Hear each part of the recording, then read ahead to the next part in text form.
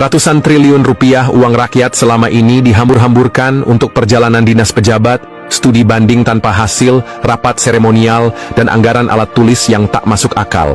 Prabowo Subianto turun tangan, melakukan audit besar-besaran, dan hasilnya mengejutkan. Lebih dari 603 triliun rupiah anggaran negara ternyata digunakan tanpa efektivitas yang jelas. Sekarang, anggaran ini dipangkas habis dan dialihkan ke program yang benar-benar berdampak bagi rakyat. Siapa yang paling dirugikan? Dan kemana saja uang rakyat selama ini mengalir? Simak video ini sampai akhir untuk mengungkap skandal besar ini.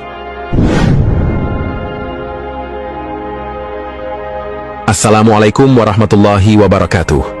Sobat channel Kabar Langit, selama bertahun-tahun, rakyat Indonesia disuguhi pemandangan yang sama.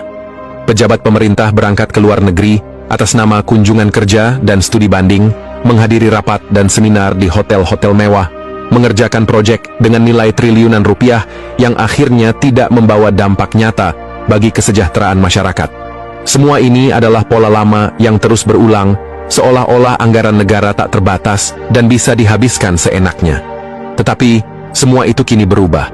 Presiden Prabowo Subianto mengambil langkah radikal dengan memangkas anggaran yang dianggap mubazir dan mengalihkannya ke sektor yang benar-benar bermanfaat bagi rakyat.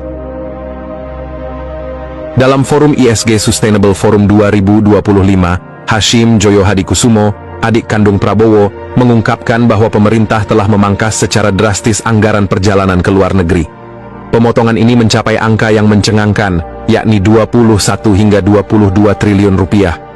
Dana sebesar ini sebelumnya digunakan untuk perjalanan dinas dan studi banding, yang pada kenyataannya lebih sering menjadi ajang jalan-jalan pejabat daripada benar-benar membawa manfaat konkret bagi pembangunan bangsa.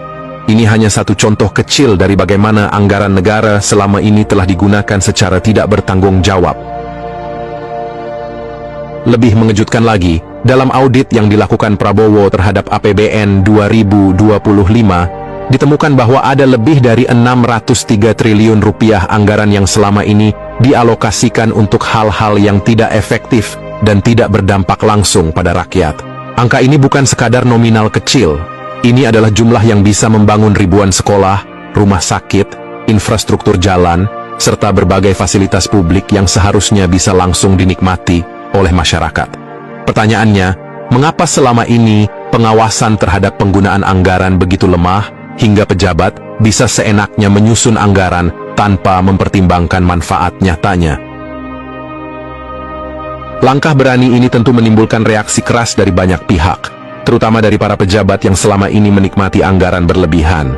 Tetapi pertanyaannya adalah, mengapa mereka justru marah ketika uang rakyat akhirnya digunakan dengan lebih bijak?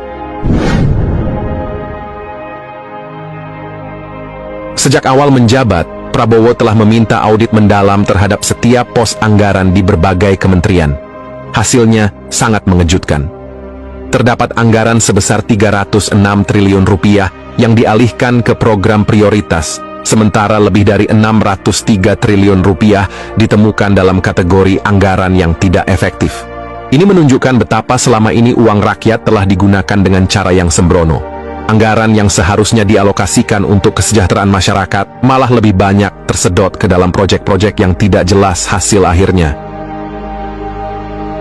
Dari hasil audit ini, banyak pos anggaran yang akhirnya dipangkas secara signifikan. Anggaran perjalanan dinas dan studi banding ke luar negeri dipotong sebesar 21 hingga 22 triliun rupiah. Tidak ada lagi pejabat yang bisa seenaknya menggunakan alasan kunjungan kerja ke luar negeri hanya untuk sekadar berwisata dan berfoto di tempat-tempat mewah. Anggaran rapat dan seminar yang selama ini seringkali hanya menjadi ajang formalitas dan seremonial, akhirnya dikurangi drastis. Dengan teknologi komunikasi digital yang semakin canggih, tidak ada alasan bagi pejabat untuk terus menghabiskan dana negara dengan alasan koordinasi. Anggaran alat tulis kantor atau ATK yang sebelumnya mencapai 4 triliun rupiah dipangkas hingga 90%. Muncul pertanyaan besar, apakah para pejabat ini masih hidup di era mesin ketik, sehingga membutuhkan anggaran setinggi itu hanya untuk alat tulis?